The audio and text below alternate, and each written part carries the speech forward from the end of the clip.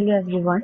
Today I'm going to talk about the general principles of pre-stress basically. And hello, I am Nabanta Murray, Assistant Professor, Civil Engineering Department, Assam Downtown University. So let us start with the topic today, which is the general principles of pre-stress in concrete. Okay, so how does basically it works? This is the general principle of the pre-stressing members, that is the analysis of stress concept. With the help of the stress concept, there are basically three types of stress concepts. Okay, there are three methods with which you can calculate the stresses or analyze the pre-stressed members. So we will find out the basic stress concept method, how we can proceed with that, what are the general principles of the pre-stressing member. Fine. So see, you can see here, this is a figure here, this is a pre-stressed concrete beam simply supported here, and which is a rectangular, this beam is rectangular section, it has a rectangular section with a simply supports. Okay, and here at the longitudinal centroidal axis, let me take my pen here. Okay, now here you can see at the center, that is at the centroidal longitudinal axis, there is a tendon placed here. Okay, now let the beam be subjected, this beam be subjected to an external load system. Okay, and this P, consider this P to be the pre-stressing force supplied by the tendon. So now, due to this pre-stressing forces, what will happen? The compressive force which will be induced in concrete will be P by A. Because you see here, when you have, this is the section of the beam, right? Your tendon is at the center of the beam. You can see this section here. If you cut this beam, this is the section, and here this is the tendon here, right? So now due to this pre-stressing force here, due to this pre-stressing force, when we give the tension to this tendon, first of all, when we give tension in pre-stressing, we try to develop the stresses in the tendon. So once we pull the tension, we pull the tendon, what happens? It is under tension, and then when we leave, what will happen? It will give a compressive force, which is your pre-stressing force. Now this pre-stressing force will be equal in all the parts of the beam. That means it is uniformly distributed. This stress will be uniformly distributed, that is why it is P by A, where A is your cross-section area of the member. So that means this is the cross-section area. Your stress, which is due to the pre-stressing force, is how much? It is uniform throughout the beam section. That means at the top, whatever is the compressive stress that is due to the pre-stressing force, P by A, is equal. That means here also you have P by A. Okay, and here also you have P by A. Right.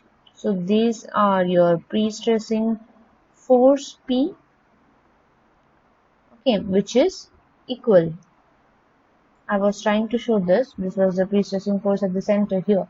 So now basically what you have, this is the, when you apply a pre-stressing force that is uniformly distributed, we know, so that there is a stress due to this pre-stressing force, which is compressive stress, which is how much? P by A.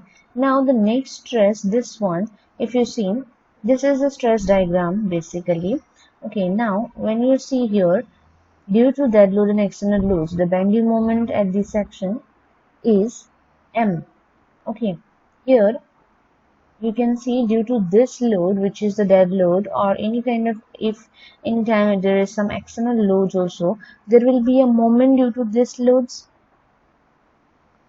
Yes or no? Your moment will be like this. So which gives us that our, due to this loads, what is happening? You are having a bending like this, so there is a moment in this way. So it is plus at compression at the top, and at the bottom it is under tension, your beam. So now due to this bending moment, which is due to the loads on the beam, the moment is this M. So now due to this moment also there is a stress developed. Okay, at the midspan we have the stress developed, which is what? M by Z, plus minus M by Z. So this one, if you see here, Fa, that is the moment. Due to this bending moment, the stress developed is how much? M by Z at the section due to the bending moment. Okay, alone. Only due to the bending moment alone, which is due to the loads, is M by Z. Now where Z, you know, it is section modulus. Section modulus is basically what? Your I by Y. Where I is your moment of inertia, Y is the half of the depth, d by 2. So now you can find out your Z from here. So the final stresses is basically what? Now these are your stresses. Generally, when you have a beam concentrated, when you have a beam, simple beam with a concentric uh, concentric tendon, we are going to solve a problem in the next video. But today we are simply going and trying to understand the general principle of pre-stressing member.